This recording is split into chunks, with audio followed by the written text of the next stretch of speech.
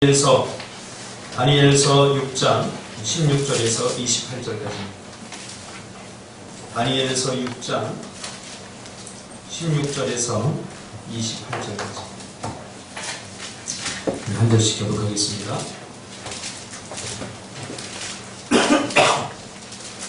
제가 먼저 읽겠습니다.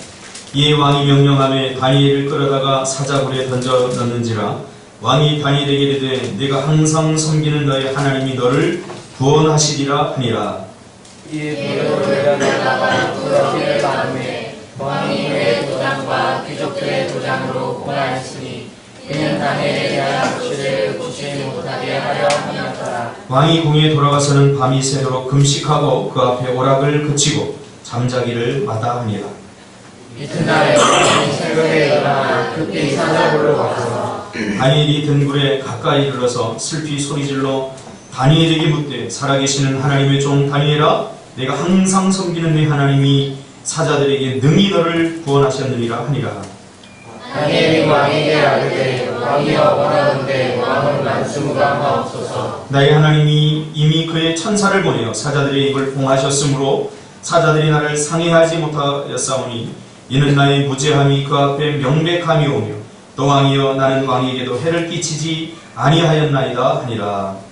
왕이 심히 기뻐서 명하여 다니엘을 불에서 올리라 하매 그들이 다니엘을 불에서 올린즉 그의 몸이 조금도 상하지 아니하였으니 이는 그가 자기의 하나님을 믿었느니라. 왕이 말하여 다니엘을 참수한 사람들을 끌어오게 하고 그들을 그들의 사자들과 함께 사자굴에 던져놓게 하였더니 그들이 굴바닥에 닿기도 전에 사자들이 곧 그들을 움켜서 그 뼈까지도 부서뜨렸더라. 이에 다리오 왕이 온 땅에 있는 모든 백성과 나라들과 언어가 다른 모든 사람들에게 조서를 내려 이르되 원하건대 너희에게 큰 평강이 있을지어다.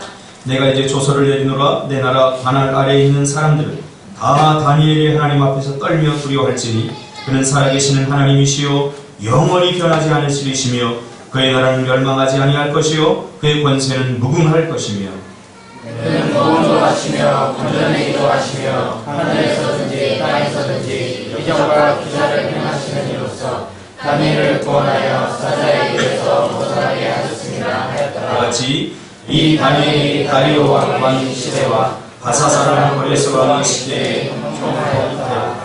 아멘. 이 말씀 중심에서 실력을 키우라 라는 제목으로 하나님 말씀 증거하겠습니다. 우리 옆에 있는 분들과 한번 인사할까요? 사랑합니다. 축복합니다. 한가족이죠? 예수 믿는 사람들이 기도, 은혜 이런 말을 자주 들으면서 살다 보니까 놓치기 쉬운 부분이 하나 있습니다. 그게 뭐냐면 정작 내가 해야 할 일은 제대로 하지 않으면서 모든 것을 하나님이 다 알아서 해주시기를 바란다는 것입니다. 물론 우리는 하나님의 은혜로 살아가는 사람들입니다. 그러나 그 은혜를 핑계로 정작 내가 해야 할 일들을 우리가 제대로 하지 않을 때가 굉장히 많다는 것입니다. 기도도 마찬가지죠. 기도해야지 하나님 주신다고 약속했는데 제대로 기도하지 않으면서 하나님 알아서 해주시겠지 이런 무책임한 태도로 살아갈 때가 굉장히 많다는 겁니다. 한마디로 실력을 키우려고 하지 않는다는 거죠. 그리고 날마다 하나님 타령, 은혜 타령만 하고 있다. 작년 이맘때쯤 우리 교회는 제주 선교를 가기 위해서 우리가 제주도에 정탐을 갔습니다. 그때 한참 월드컵이 한참 시작할 때입니다. 가자마자 밤을 새우면서 열받으면서 월드컵 경기를 도왔던 기억이 납니다. 결국 우리나라는 그 월드컵에서 H조 예선에서 탈락했습니다. 마지막 벨기에와의 경기를 하는데 1대0으로 아깝게 졌어요. 누가 보더라도 아깝게 졌어요. 그런데 그 해설을 하던 안정환 의원이 이런 이야기를 합니다. 모든 그 해설자들과 아나운서들이 정신력의 문제입니다. 정신력이 우리가 좀 부족했습니다. 그때 이 안정환 해설위원이 한마디 했습니다. 우리 선수들은 분명히 실력에서 졌습니다. 실력. 언제까지 정신력 타령합니까? 실력이 있고 난 후에 정신력입니다. 제가 전체적인 경기를 보니까 벨기에보다 개인 전술에도 뒤졌고 팀 전술에도 졌습니다. 이것은 실력입니다. 우리가 실력에서 진 것입니다. 저는 안정환 선수를 별로 이렇게 좋게 생각 안 했는데 그 이야기를 듣고 제가 안정환 선수 참 괜찮다 그런 생각을 했습니다. 정확한 분석력이죠. 항상 축구를 하고 나서 우리가 지면 정신력을 뒤집으면서 우리 인천공항 들어올 때 막 계란 집어 던지고 정신력이 그게 뭐냐 실력이 없으면 아니 정신력 갖고 한계가 있습니다. 실력이 안 되면 안 돼요. 저도 축구를 하면서 그런 거 느낍니다. 실력이 안 되는 것이죠. 사람은 자신의 실력과 수준을 잘 인정하려고 하지 않습니다. 여러분, 내가 지금 이렇게밖에 살지 못하는 것은 내 실력입니다. 내 실력이 이 정도밖에 안 되기 때문에 나는 이 정도밖에 못 사는 거예요. 우리가 그걸 인정해야 됩니다. 내가 이 정도밖에 살지 못한다. 내가 이 정도밖에 공부하지 못한다. 그것은 내 실력이에요. 어쩔 수 없어요. 내 실력이 이 정도밖에 안 되는 거예요. 우리는 여기서부터 시작해요. 이게 안 되면 실력을 키울 수가 없어요. 시대가 어렵고 폭풍이 몰아칠수록 우리는 실력을 키워야 돼요. 여러분, 언제 어렵지 않은 적이 있습니까? 어제 뭘 보니까 간증을 듣다 보니까 임진왜란 이후에 뭐 그런 표현을 쓰는데 창조 이후에 뭐 이런 표현을 쓰는데 창조 이후에 임진왜란 이후에 언제 어렵지 않았던 적이 있습니까? 세상이? 아마 1500년도로 돌아가서 그때 사람들한테 지금 살기 좋습니까? 그러면 그때도 살기 힘듭니다. 흉년이 왔습니다. 여러분 기억하세요. 죄가 가득한 이 세상에서 살아가는 우리는 세상에 어렵지 않은 적이 없습니다. 어렵지 않은 적이 없어요. 중요한 건 뭡니까? 이 힘들고 어려운 세상 속에서 내가 실력을 키워야 된다는 사실이에요. 쉬운 적 없어요. 쉬우면 쉬울수록 더 힘든 거예요, 사실. 여러분, 취업이 지금 안 돼서 문제지만 취업이 잘 돼도 문제입니다. 취업이 잘 되면요, 인건비가 그만큼 떨어져 버려요. 그러니까 항상 문제 타령만 하고 있는 사람은 항상 그 자리에 멈춰 서 있고 퇴보할 수밖에 없는 거예요. 중요한 것은 이런 경쟁적 사회 속에서, 이런 문제 많은 사회 속에서 내가 견디고 버텨낼 수 있는 실력을 키우는 것이 중요한 것 아니겠습니까? 언제까지 실력 타령만 환경 탓하고 문제 탓하고 사람 탓하고 살아가려고 합니까? 지금 온 나라는 시끄럽습니다. 총체적 난국입니다. 이때 우리 그리스도인들은 어떻게 됩니까? 많은 그리스도인들이 탓합니다. 세상 탓합니다. 아닙니다. 세상은 항상 죄지어왔어요. 중요한 그리스도인이에요. 지금 차별금지법 때문에 지금 떠들썩합니다. 기독교인. 저는 분명한 것이 있어요. 우리는 살다가 죽습니다. 누구나. 자, 다음 세대가 문제입니다. 우리 지금 살아가는 우리는 같은 세대를 살아가고 있지 않습니까? 같은 세대를 살아가고 있어요. 그러니까 우리의 책임이 있어요. 우리의 자녀 세대들, 우리의 다음 세대들에게 좋은 세상, 살만한 세상을 물려주는 것, 그게 우리의 가장 중요한 사명입니다. 이 차별금지법, 굉장히 인권이라고 하는 그 아주 달콤한 포장지로 포장을 해 있습니다. 근데 그 내면에 들어가 보면 한마디로 말하면 지옥을 만들어갔다는 거예요, 이 세상. 이 세상에 지옥 세상을 만들겠다. 제가 늘 강조했잖아요, 설교할 때마다. 다원주의 세상이다, 지금 다원주의. 다원주의 핵심이 뭐라고 그랬어요? 내가 내 마음대로 살 테니까 너도 네 마음대로 살아라. 대신에 우리 서로 터치하지 말자. 옳다 그러다 그런 이야기 하지 말자는 거예요. 내가 내 마음대로 할 테니까. 지금 개하고 결혼합니다. 지금. 유럽 쪽에서 개하고 결혼합니다. 지금 뭐 동성애? 이거는요, 굉장히, 이건 뭐 별거 아니에요. 동물들하고도 막 섹스를 하고. 그런 섹스샵이 생겨나왔어요. 그럼 내가 내 마음대로 할 테니까, 제가 지금 이 차별법이 생기면요, 내가 이런 설교하면 저 잡혀가고 300만원 벌금 물어요.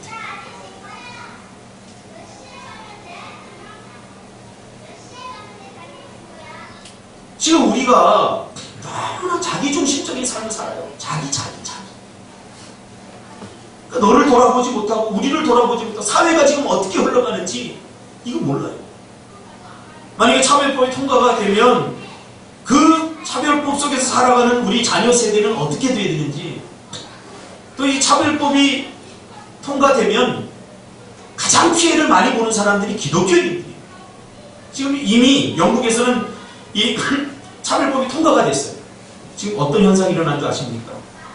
제가 리서치를 해보니까 지금 영국의 기독교가 쇠퇴할 뿐만 아니라 지금 굉장히 많은 고난을, 역차별을 받고 있어요.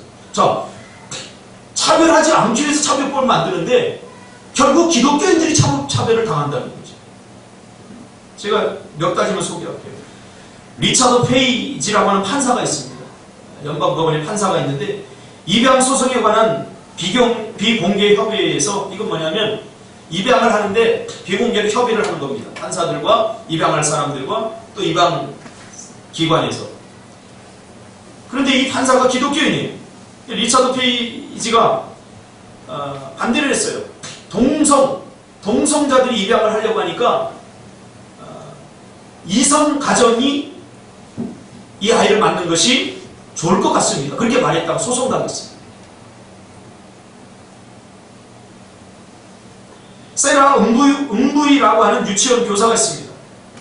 아이들한테 뭐라고 가르치냐면 유치원에서 결혼이라고 하는 것은 여자와 남자가 하는 것이다 라고 말했다가 해고당했습니다. 지금 있을 수 없는 일이죠. 보세요. 우리나라도 이 차별법이 통과가 되면 그대로 이제 우리의 모습이에요. 셜리 채플린이라고 하는 한 평범한 회사원이 있는데 십자가 목걸이를 평생 동안 하고 다녔어요. 근데 사장이 어느 날 부르더니 이 십자가 목걸이 하지 말라고 그러는 거예요. 이건 신앙의 자유지 않느냐? 그 다음날도 해고 갔어요. 해고당했어요. 이제 드러내놓고 신앙생활 하지 못하는 시대가 오고 있는 거예요. 점점. 듀크 아마클이라고 하는 사람은 사망 선고받은 암 환자에게 이렇게 얘기했어요. 이제 하나님께 소망을 두고 살아가십시오 했다가 병원에서 해고당했어요. 그러니까 이렇게 될 때까지 뭘 했느냐, 이렇게 될 때까지 뭘 했느냐. 저는 요즘 사실 잠이 잘 안 와요. 여러 가지 세상 돌아가는 이런 시대적 흐름과 또 우리 교회의 부흥과 또 우리 청년들의 미래, 이런 것들을 생각하면서 이 잠이 잘 안 와요. 나는 어떻게든 살아갈 수 있어야지. 나 못 살겠습니까? 한 식구. 나 하나 못 살겠습니까? 우리 자녀들, 다음 세대들, 한국 기독교가 지금 이런 것 가지고 우리가 투쟁하고 싸워야 되는데 자꾸 집안 싸움하고 있고 이런 것 때문에 너무 가슴이 아파요. 우리의 무관심과 우리의 게으름, 이런 것들이 결국은 이런 현상들을 만들어냅니다. 그러면 시대를 우리가 읽어야 돼요. 시대를. 성경은 우리가 무능하고 게으른 사람이 되기를 원하지 않습니다. 이번에도 제가 참 안타까운 것은 이러한 이 차별법이 막 있게 되는데 국회의 절반 이상이, 3분의 2 이상이 기독교인입니다. 국회의원. 그들만 제대로 된 사고를 갖고 한마디 발언만 하더라도 이건 있을 수 없는 일이에요. 내가 내린 결론은 그겁니다. 그냥 종교 안에 기독교라고 써놓은 거지 실제로 신앙생활 안 하는 사람들이 있어요. 오늘 이게 문제입니다. 이게 문제. 여러분, 물고기가 100마리 있으면 뭐합니까? 죽어있으면 물결에 떠내려가요. 이건 살아있다고 말할 수 없어요. 그러나 요만한 솜사리라도 살아있으면 그 물결을 거슬러 올라간단 말이에요. 이게 우리 기독교인이에요.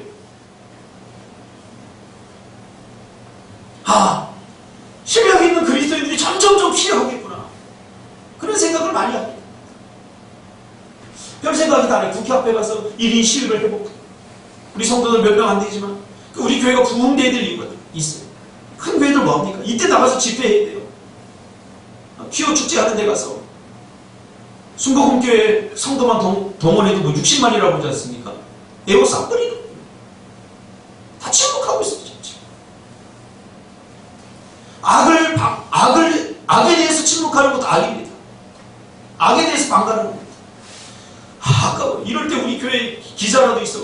내가 이 기사 쓰고 내가 사퇴한다 그런 마음을 가지고 기사라도 좀 쓰고 이러면 신문에라도 투고하고 방송국에라도 전화해야 돼요.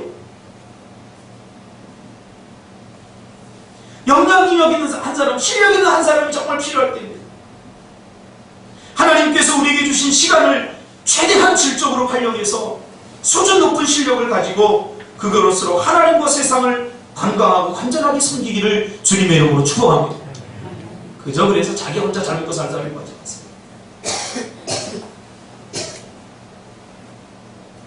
그리고 그 세상을 변화시키기 위해서입니까? 이런 얘기하면 너나 잘해라, 너나 변화되라 그러는데 사단의 언어 노름입니다. 언어 유희입니다. 그래도 우리는 세상을 변화시켜야 됩니다. 이건 분명한 사실입니다. 여러분, 그러려면 우리가 어떻게 해야 됩니까? 오늘 다니엘을 보면서 실력 있는 그리스도의 모습에 대해서 한번 우리가 생각해 보기를 원합니다. 저는 우리 교회 성도들이 전부 다 실력 있는, 영향력 있는 그리스도인들이 되기를 주님의 이름으로 축복합니다. 할렐루야. 실력 있습니다. 실력 있습니다. 아무리 다다다다다다 하면 뭡니까? 대포 한 방이면 끝나버려요. 이게 실력이에요. 소총 갖고 막 쏴보세요. 끄떡도 안 해요. 핵폭탄 하나 떨어뜨리면 일본 손 들었잖아요. 이게 영향력이고 실력이에요. 오늘 우리가 살펴볼 다니엘 6장은 다니엘이 이방 궁정에서 겪게 되는 6가지 일 중에 그 마지막 부분입니다. 다니엘은 역사의 불운을 타고 태어났죠. 이스라엘이 망할 때 태어났습니다. 그래서 포로 신분이 되어서 포로로 잡아갔어요. 지금도 그렇지만 나라를 점령하면 젊은이들, 싹수 있는 젊은이들을 데려다가 그 나라가 더 이상 크지 못하다고 그렇게 세뇌시키고 그렇게 일본이 우리에게 그랬던 거죠. 그 젊은이들 다 끌어갔어요. 똑똑한 젊은이. 포로로 잡혀갔어요. 그럼에도 불구하고 그는 거기에 물들지 않고 아수르, 바벨론, 메데파사 세계의 정권이 바뀔 때 그는 여전히 총리 대신으로 득세를 합니다. 다니엘처럼 모든 환경이 갖춰지지 않은 상황에서 생각해보세요. 누가 빼앗긴 나라의 청년을 총리로 삼겠으며 또 그가 총리가 되기까지 얼마나 많은 어려움들과 힘든 일들이 있겠습니까? 그러니까 다니엘서를 읽어보면 그런 이야기 하나도 없어요. 그는 실력을 키웠던 거죠. 그래서 정권이 3번이나 바뀔 때마다도 좌천되지 않고 그는 여전히 살아갑니다. 이게 뭡니까? 물론 우리는 하나님의 은혜입니다 라고 말하지만 세상 사람들이 보기에 세상 사람들이 인정해줬잖아요. 세상 사람들이 하나님의 은혜를 압니까? 세상들은 하나님의 은혜를 몰라요. 그러니까 세상 사람들은 실력만 본 거예요. 다니엘의 탁월함을 본 거예요. 우리는 은혜와 실력을 이걸 잘 이해를 못해요. 하나님의 은혜 그러니까 대충 해도 뭐 하나님께서 쓰시겠다고 그랬는데 세상에 나가니까 이렇게 세상 사람들이 욕먹는 거예요. 뭐 세상 사람들이 기도의 힘을 압니까? 그 사람들한테 우리 기도한다 그러면 안 돼요. 실력으로 보여줘야 되죠. 실력. 하나님의 은혜 뭐 얘기하면 세상 사람들이 압니까? 몰라요. 다니엘은 철저하게 실력으로 승부했어요. 실력으로. 언어와 당시에 총리가 되려면 한 나라의 대통령, 왕이나 마찬가지예요. 왜냐하면 왕이 위에 있고 그 나라를 점령해갖고 분할 통치했거든요. 그 분할 통치하는 한 지역의 왕이에요. 다니엘. 그 통치하던 왕 중에 또 왕으로 세웠잖아요.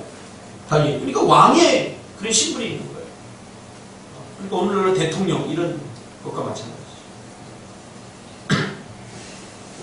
그의 실력은 누구에게나 신뢰를 하고 있어요. 특히 세상 사람들. 그러니까 여러분 세상 사람들이 절대로 우리를 난 교회 다니니까 좀 봐줘. 아유 걔네들 몰라. 이 사람은 절대 몰라요. 그 사람은 오직 실력으로만 우리를 평가해요. 그러니까 실력을 키워. 그리고 우리끼리 있을 때 어때요? 하나님의 은혜. 야 기도하니까 하나님께서 그렇게 하셨다. 그렇게 얘기해야죠. 반대로 자꾸 하려고. 요즘 젊은이들이 예수 믿는 것이 나에게 불이익을 주고 예수 믿는 것이 콤플렉스라고 생각합니다. 아닙니다. 오히려 여러분 예수 믿는 것이 강점입니다. 할렐루야. 그래서 어떤 회사에서는 예수 믿는 사람만 뽑아요. 혹시 여러분들 가운데 예수 믿는 것이 인생을 사는데 세상을 사는 건데 마이너스다 이렇게 생각하는 사람들은 이거 형편없는 싸구려 정신이에요. 왜? 예수 제대로 믿는 사람들 보니까 책임감도 강하고 예수 제대로 믿는 사람들 보니까 회사가 어렵다고 해도 세상 사람들처럼 싹 빠져나가지 않고 의리도 있고 그렇다고 지켜줄 거예요. 그래서 어떤 회사는 예수 믿는 사람 때로는 믿음으로 사는 것이 우리를 넘어뜨리려고 하는 세력들에게는 아주 좋은 시비거리가 될 때가 있습니다. 그렇죠? 그래서 오늘 다니엘의 이 승승장구를 쉽게 하고 정치적으로 견제하려고 하는 세력은 그에게 다른 흠을 찾을 수 없게 됩니다. 오늘 본문의 내용이 그 내용 아닙니까? 우리가 너무나 잘 아는 얘기예요. 다니엘이 사자굴에 들어갔다. 주일학교 때부터 들었던 얘기예요. 그 하나님의 은혜로 살아받았다. 은혜로 구원받았다. 물론 다 알죠. 그러나 내용을 한번 짚어보자. 보세요. 다른 사람들이 그를 정치적으로 견제하려고 그의 흠을 찾았어요. 흠을 찾아봤더니 오늘 본문에 보니까 흠을 찾을 수 없었다. 여러분 청문회 할 때 그런 이야기 많죠. 흠들이 나오잖아요. 다니엘에게는 그러한 흠이 없을 만큼 실력을 갖춘 사람입니다. 정치적이면 정치적인 것, 관계적이면 관계적인 것, 모든 것에 흠이 없을 만큼 그런 자신의 일과 분야에서 그리고 자신의 인생에 있어서 실력이 있었다. 그러니까 그런 것에는 건드리지 못하죠. 여러분도 그러시기를 바랍니다. 세상 사람들이 실력으로 우리를 건들지 못한다. 그렇게 실력에 최선을 다해야 됩니다. 실력에서. 세상 사람들이 우리를 건드리는 거예요. 신앙 갖고 건드리는 거예요. 신앙 갖고. 이건 무시하는 게 아니에요. 오늘 다니엘도 그렇잖아요. 실력으로 건들지 못하니까 신앙 갖고 건들잖아요. 신앙 외에는 흠이 없는 여러분들이 되시기를 주님의 이름으로 축복합니다. 쟤는 매일 이러죠. 회사에. 실력이 안 돼요. 제가 일을 맡기면 참 힘들어. 실력이 안 돼요. 왜 쟤는 왜 이렇게 못해? 실력이 안 돼요. 이때는 신앙으로 시비 거는 게 아니라 신앙이 무시당하게 되는 거예요. 예수 믿는 것이 무시당하게 되는 거예요. 그러니까 신앙을 가지고 시비를 걸 정도면 내가 그래도 신앙생활 괜찮게 하는 사람. 그러자 그들은 비열하고 치졸한 방법을 씁니다. 이 사단의 전략이죠. 여러분 사단은 전략을 갖고 우리를 넘어뜨리는 겁니다. 하나님께 기도를 하죠. 날마다 습관적으로 하루에 3번씩 때를 정해요. 그래서 법을 바꿔버립니다. 새로운 법을 만들어버립니다. 왕께만 경배하다. 한 달 동안 시한부적으로, 그러니까 완전히 다니엘을 잡겠다는 의도가 있는 거예요. 시한부적으로 한 달 동안만 왕께 경배하도록, 그리고 왕께 경배하지 않고 다른 신에게나 다른 사람에게 절하는 사람은 사자굴에 들어가서 바로 죽여버리다. 그렇게 법안을 만들고 왕에게 갖고 가요. 그러니까 왕은 처음에 모르죠. 그러니까 도장을 찍게 만듭니다. 도장을 찍고 났더니 거기에 누가 걸려들었어요? 다니엘이 걸려들었어요. 진퇴양난입니다. 근데 다니엘 보세요. 얼마나 실력 있는 사람이에요. 문을 활짝 열고 그 법안이 선포된, 입법이 돼서 선포가 된 그날도 창문을 활짝 열고 예루살렘을 향하여 기도하는 걸 포기하잖아요. 창문을 활짝 열고 다 보라는 거예요. 여러분 이 정도 배짱을 가지시길 바랍니다. 이게 실력 있는 사람이 가지는 배짱이에요. 실력 있으면 회사에서 나를 자르면 니네들 손에 있지, 이런 배짱이 있잖아요. 실력이 없으니까 그냥 붙들리려고 이렇게. 다니엘이 섬길 수 있는 건 오직 여호와 하나님밖에 없습니다. 그래서 그는 늘 하던 대로 습관대로 기도를 합니다. 우리에게도 이런 위기가 오죠. 신앙을 지키자고 하니 먹고 사는 일이 현실이에요. 사회적 관계가 깨지고 사람들과의 관계가 깨질 거고 세상에서 왕따 당할 거고 세상에서 소외될 거고 또 세상을 따르자니 믿음을 버릴 수 있고 그래서 우리는 그 경계선에 서서 적당히 세상적으로도 성공하려고 하고 신앙적으로도 성공하려고 하다가 믿음을 잃어버린 사람들이 99%. 엘리야가 분명히 얘기했잖아요. 오늘 너희가 여호와가 하나님인 그를 섬기라. 바알이 하나님인 그를 섬기라. 분명한 선택. 여러분 다니엘서는 갈등의 책입니다.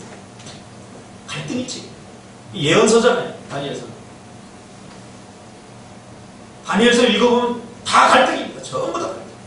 그리스도인들이 이런 우상이 지배하는 세상 속에서 어떻게 살아가야 되는가? 한마디로 보면 갈등의 예언서입니다. 갈등의 예언서. 이때 다니엘은 무엇으로 승부했습니까? 세상에 가지고 있지 않는 것으로 승부했어요. 세상에 없다. 여러분 그것으로 승부하시길 바랍니다. 자꾸 세상 사람들처럼 되려고 하지 마세요. 세상 사람들처럼 되려고 하면 승부가 나요. 세상이 가지고 있지 않는 우리 그리스도인들만 가지고 있는 거 그게 가장 강력한 무기가 됩니다. 다니엘은 그걸로 승부했잖아요. 이런 상황 속에서 처음부터 자기 태도를 분명히 하는 것이 중요합니다. 첫 단추를 잘못 끼우면 나중에 고치기가 힘들어요. 첫 단추가 중요해요. 이런 위기가 누구나 다 옵니다. 내가 제대로 신앙생활 할 건가? 아니면 이거 세상으로 나갈 건가? 이것도 저것도 아니면 내가 적당히 할 건가?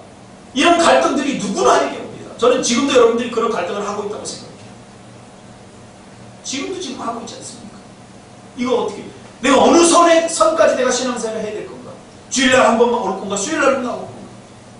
내가 어떻게 살아야 될 건가? 아니면 이도 저도 아니면 내 마음속에는 그래 하나님을 섬기고 신앙생활을 내가 적당히 할 건가? 이런 갈등들이 우리 안에 다 있습니다. 오늘 다니엘이 살았던 삶의 환경, 삶의 정황도 똑같은 거예요. 지금 다니엘에서는 수천 년 전에 쓴 거잖아요. 예언서잖아요. 예언서는 미래에 일어날 일들에 대해 쓴 거예요. 그러니까 정확하게 통찰하고 있죠, 다니엘. 성경은 정확하게 통찰합니다. 그래서 우리 인생을 실수하지 않고 실패하지 않으려면 성경 속으로 들어갑니다.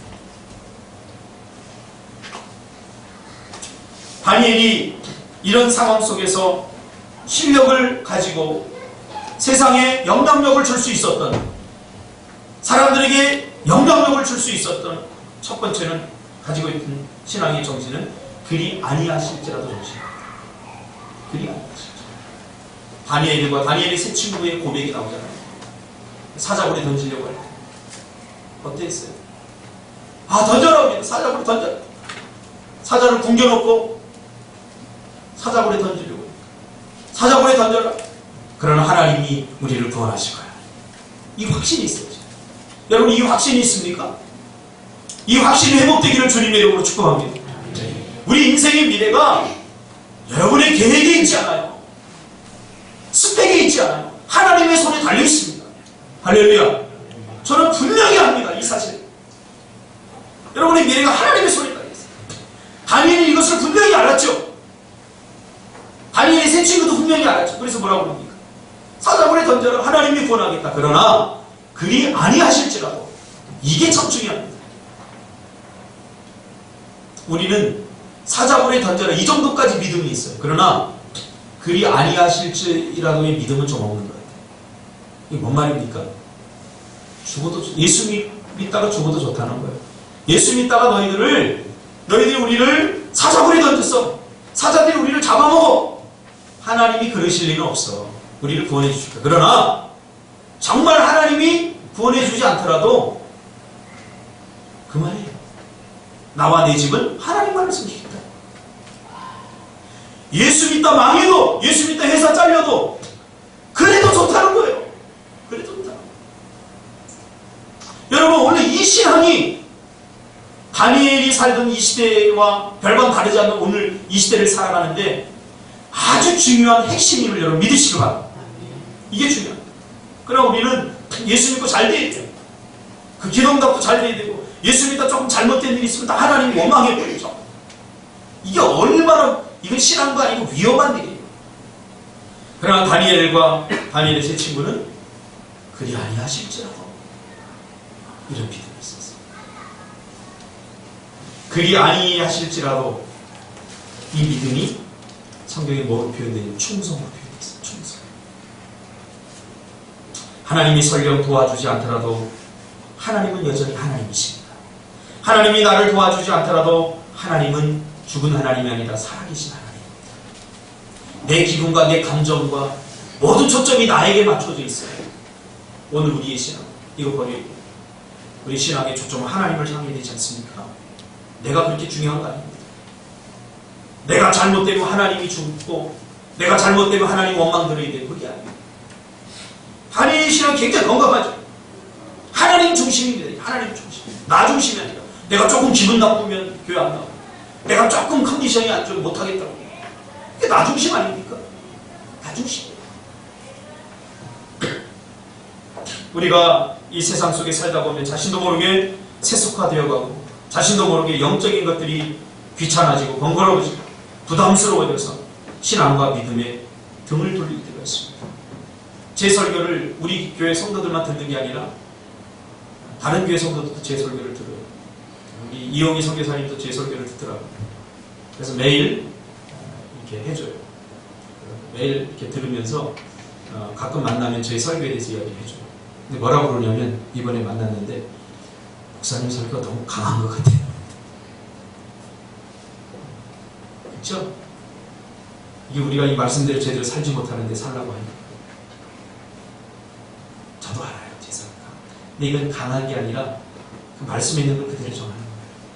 암 환자에게 당신 암 환자입니다.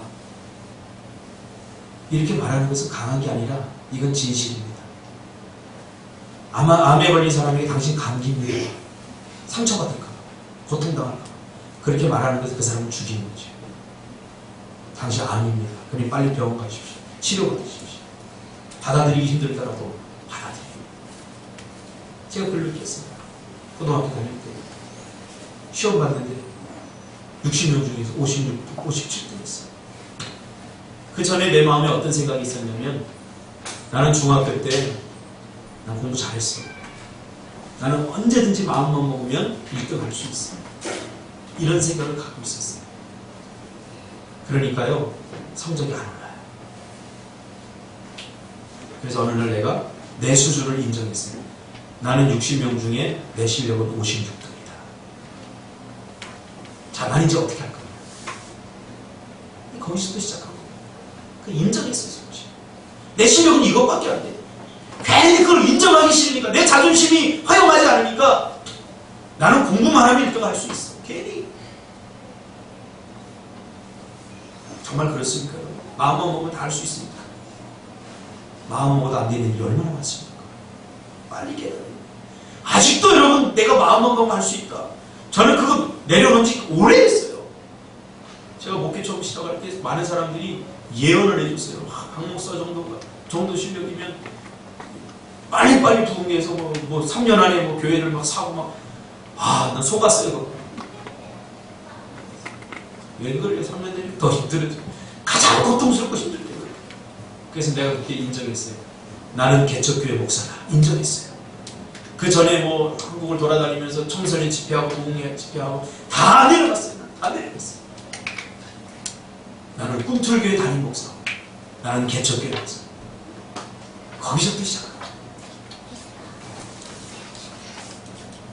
바벨론의 전략의 최후의 목적은 종교적 동하여 신앙에 무력합니다. 힘들고 어려울수록 여러분 실력이 필요합니다. 미래 학자인 엘빈 토플러는 이런 얘기를 합니다. 당신이 전략을 세우지 않으면 다른 사람의 전략의 일부가 될 수밖에 없다.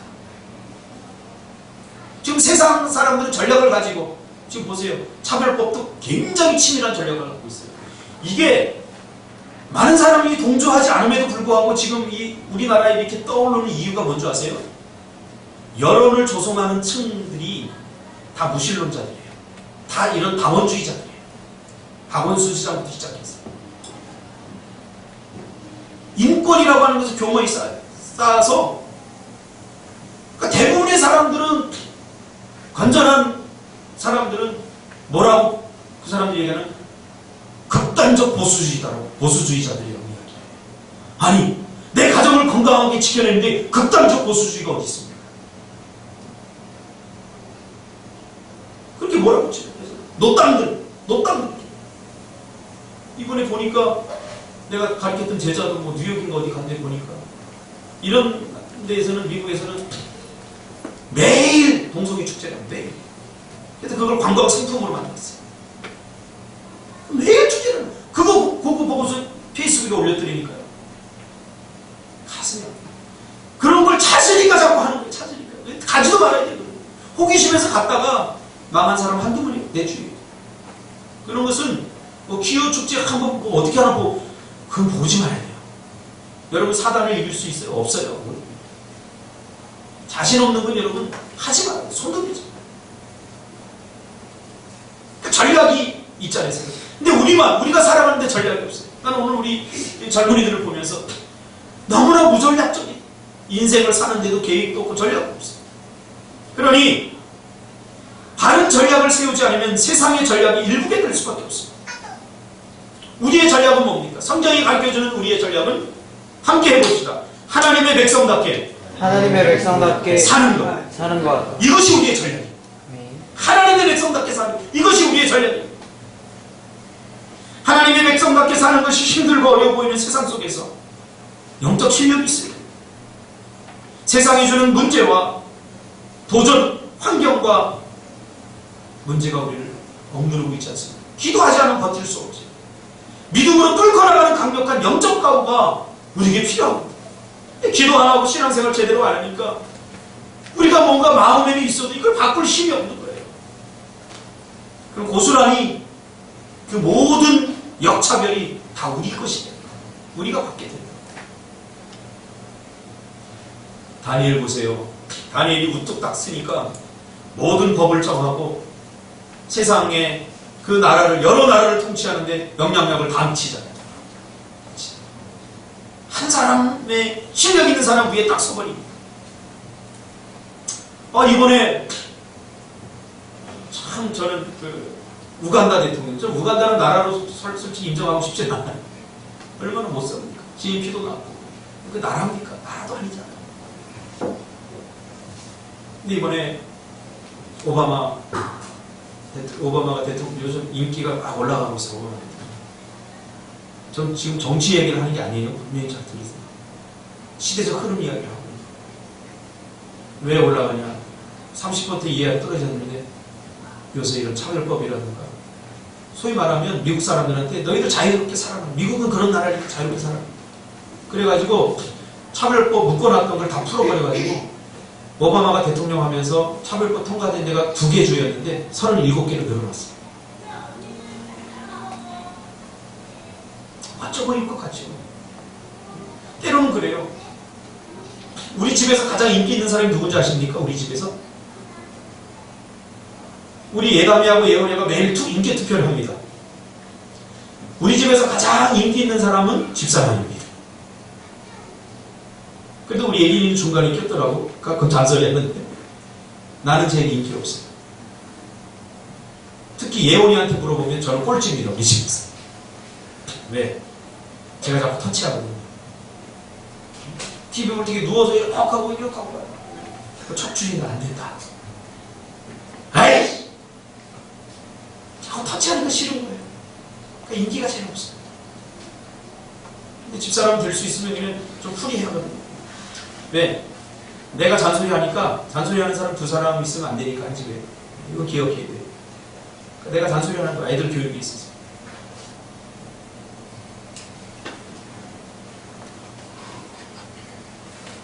우간다에 미국이 원조를 하는데 무세베니 우간다 대통령이 반동성애법을 만들었어요. 반동성애법. 동성애법이 아니라 반동성애법. 그러니까 우간다가 지금 에이스 때문에 국가적으로 얼마나 지금 큰 어려움이 있습니다. 그러니까 도와주겠다는 거 미국에서. 그러니 반동성애법을 만들지 마라. 하니까 야, 이 참 우간다 무세베니. 멋져. 우리 우간다는 하나님이 지켜주는 거지 미국이 지켜주는 게 아니다. 하고 동성애법을 통과시켜버렸어. 반동성. 멋지지 않습니까? 우간다. 우리 우간다 선교 갑시다. 이런 나라 도와줘요. 믿음의 삶이란 어떤 대가를 치르더라도 성경의 진리대로 사는 겁니다. 우간다 국민들을 살리는 길은 미국의 원조가 아니라 하나님의 말씀대로 사는 거다. 할렐루야. 무세베니. 뭐지? 여러분도 이거 선언하세요. 내가 살 길은 대한민국에 있지 않아요. 다 까놓고 우리나라가 언제 정치 잘한 적 있습니까? 역사를 여러분 잘 알죠. 국사를 좋아해서 저는 역사를 이렇게 연구해보면 우리나라 영정조 시대 외에는 그렇게 다 쉬었죠. 하나님이 도와줬어요. 하나님이 도와서 우리나라 만세. 하나님이 우리에게 주신 자리를 빼앗겨서는 안 됩니다. 주일날 예배의 자리, 기도의 자리, 이게 우리의 영역입니다. 저는 어제도 멀리 지나왔지만 여기 이렇게 넘어가면 공동묘지를 이렇게 넘어가면 삼거리에 보면 이슬람 사원이 하나 서 있습니다.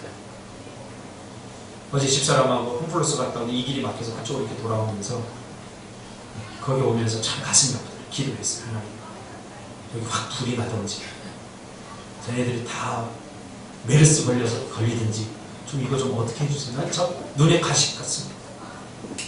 아이러니가 뭔지 아세요? 제가 중동 지방에 가보니까 걔네들은요 우리나라는 그렇게 해서 세워놓는데 아무 제재가 없었어요. 근데 우리가 가서 전도하잖아요. 다 잡아가요. 심지어 성경이나 기독교 책자 하나를 들고 하더라도 공항에서 다 검색해서 다 뺏어가요. 종교경찰이 떠가지고 가둬버려요. 아이러니 아닙니까? 지네는 못하게 하고 우리나라 같은 데 와서 하는 거예요. 그래, 지만 이게 왜 그래요? 권력은 많이 없기 때문에 권력은 많이 그걸 법으로 만들어야 되겠지. 여러분 차별법은 동성애만 국한된 게 절대 아닙니다. 이제 차별법이 통과되잖아요. 모슬렘의 전략 중에 가장 큰 전략이 뭐냐면 모슬렘이 선교화시키고 싶은 제1 대상자가 대한민국입니다. 왜? 첫째는 대한민국 사람은 종교성이 강해요. 옛날부터. 뭘 보면 자꾸 빌어. 두 번째, 지금 우리나라가 이 OECD 국가 이렇게 들면서 지금 자꾸 인권이 좀 강화된 나라예요. 그러니까 파급을 해요. 모슬렘도 전략이 있다. 북한이 모슬렘 들어갈 수 있겠어요? 왜 한번 들어가요? 꼼짝만 하고 오면 김정은이가 다 쏴 죽여버려. 그러면 딱 죽여버리면 끝나는 거예요. 그러니까 우리나라 그렇습니까? 뭘 하나 하려도 인권 그래. 죄와 인권이 지금 같이 가고 있어요. 인권 안에 감춰진 죄를 우리가 보는 거예요. 그래서 여러분 실력을 키웁시다. 제가 할렐루야.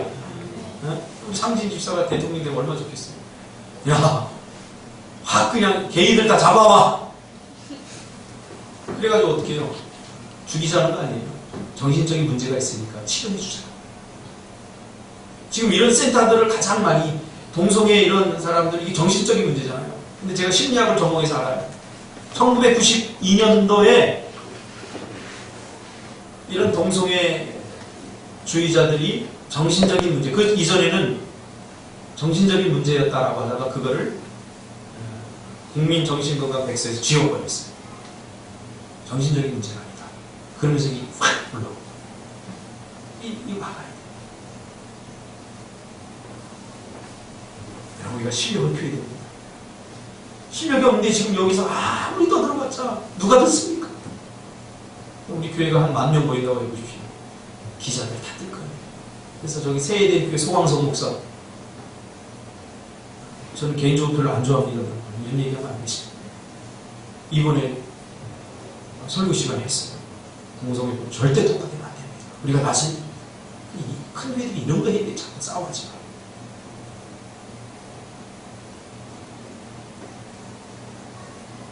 실력을 키워야 됩니다. 실력을 키워서 그러면 실력을 어떻게 키울 것인가? 이 설교를 준비하면서 결론을 짓겠습니다. 다니엘은 어떻게 실력을 키웠나? 일주일 내내 이 본문 갖고 제가 고민하면서 실력을 다니엘을 어떻게 키웠나 고민하다가 뜻하지 않은 곳에서 응답을 받았어요. 제가 금요일마다 원어민하고 영어 공부를 합니다. 정말 벅찬 시간입니다. 너무 답답했어요. 영어를 하는데 정말 답답했어요. 내가 대학원까지 나오고 영어 공부했는데 아주 기본적으로 어려운 거 물어보는 거 아니에요. 너무나 간단한 그림 8개를 놓고 그걸 설명하라 했는데 못하겠네. 안 나와요. 근데 설명하다가 에이씨 그랬어요. 그 마이크가 깜짝 놀라요. 그 나한테 대한 자책이에요. 나 뭐 했냐 이거 지금까지 이거. 적당히 한 거야 적당히. 제대로 한 거예요. 왜 동사 주어를 써야 되고 왜 이때 형용사가 나오고 어와 어를 언제 붙이고 이건 왜 똑같은 법칙인데 이 어가 안 붙고 이건 또 붙고 복잡해요. 오늘 진짜 한글보다 더 복잡해. 지 꼴리는 대로 하는 거예요. 부정관사 어를 어떤 데로 붙이고 어떤 데로 안 붙이고 그 법칙이 없어요. 다 외워야 돼. 신경질나고 답답해요.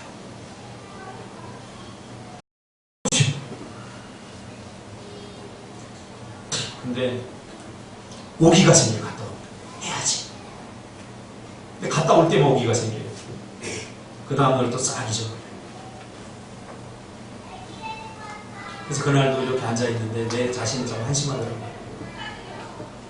그러면 이 영어를 어떻게 할 건가? 제 나름대로 질문했어요. 하나님이 이 마음속 깊은 곳에서 그런 생각을 주세요. 야, 매일 해야 돼. 어떻게 하라고요? 매일 습관적.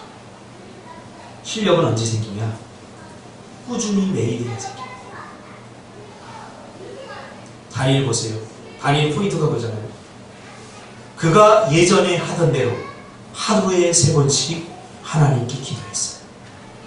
매일 했어요. 꾸준한 거. 이걸 다른 말로 말하면 성실성입니다. 성실성. 안 하다가 어느 날 하루 하려니까 안 되는 거예요. 운 좋은 놈은 되기도 해요. 그건 실력이 아닙니다. 진정한 실력은 매일 해야 생겨요. 꾸준히 해야 생겨요. 제가 이렇게 다 갔다 와가지고 영어 책을 다 뭘 했냐면 날짜를 다 적어놨어요. 하루 할 분량만 다 적어놨어요. 어제도 사실 힘든데 그거 했어요. 분량 다 했어요. 오늘도 할 거예요. 오늘이 주일이기 때문에 적지만 했어요. 매일 꾸준히 할 거예요. 매일 꾸준히. 이때 생기는 게 실력이에요. 이때 생기는 게 능력이에요.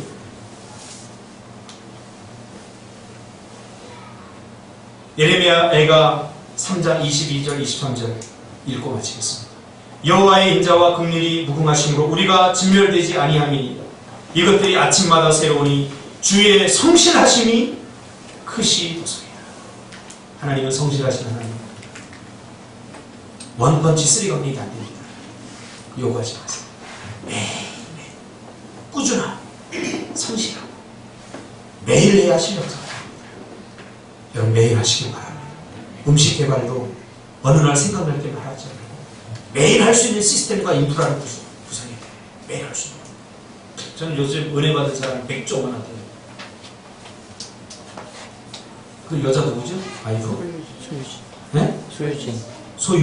소유진이 저 좋아하거든요. 소유진 스타일 좋아하거든요. 집사람 없으니까 만들어야 돼요. 또 오면은 또 집사람이 최고라고 얘기해요. 그거 음식 만드는데요. 그럼 뭘 갖다 주면 툭탁툭탁 해. 그냥 뭐 소스 만드는데도 뭐 우리는 생각하고 막 왜? 우리 실력이 없으니까. 근데 그거 갖고 막 그걸 아무거나 물로도 소스 물로도 막 만들고 뭐 육수 막 넣고 안 끓여내도 물로 간장 몇 개 넣고 밀가루 싹 꺼내고 맛있어요. 이게 뭐냐? 나는 될까요? 나는 안 돼요. 몇 가지 따라해봤거든요. 다 안 되더라고요. 우리 예원이 말에 의하면 더럽게 만들 때 수 있는데 이게 뭐예요? 매일매일 하는 거예요. 매일매일 삶 속에서 머릿속에서 이게 요리 만드는 것들은 뭔가 달라요. 하루아침에 뭔가 이러려고 하지 마시고요. 이게 전략이에요. 매일 하세요. 물 한 방울이 떨어지면, 매일 떨어지면 엄청난 바위도 절단돼요. 매일 합시다. 같이 해봅시다. 매일 하는 것이 매일 하는 것이 실력이다. 실력이다. 기도하겠습니다. 저희